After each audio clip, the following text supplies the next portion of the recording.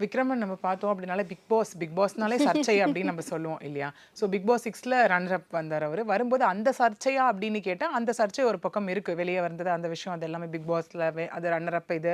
அவர் உள்ள பேசின ஒரு விஷயங்கள் எப்படி இருக்கும் அப்படின்னா, நான் நான் மட்டும் தான் நல்லவன், அறம் வெல்லும் அப்படிங்கிற கான்செப்ட்லயே அந்த விஷயம் போயிட்டு இருந்தது. விச் மீன்ஸ் ரொம்ப நேர்மையானவர், ரொம்ப அந்த மாரி பர்சன் அப்படிங்கிற மாரி தான் போயிட்டு இருந்தது.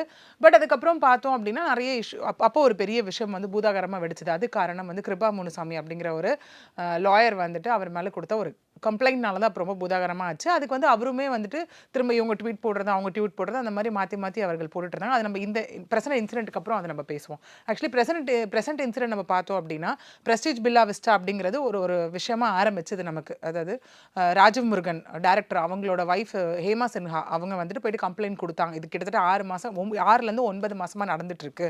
ஸோ கம்ப்ளைண்ட் இவங்க வந்து கீழ பல வாட்டி லோக்கல் ஸ்டேஷன்ல குடுத்து பத்திரம் எடுக்கலன்னும் போது கமிஷனர் ஆஃபீஸ் நான் வந்து குடுக்குறேன் அப்படின்னு சொல்லி அவங்க கமிஷனர் ஆஃபீஸ்க்கு சிஎம் செல்லுக்கு தனிப்பிரிவுக்கு செக்ரட்டரி அவங்க எல்லாருக்கும் டிஜிபி எல்லாருக்கும் அட்டாச் பண்ணி ஒரு கம்ப்ளைண்ட் போட்டிருந்தாங்க.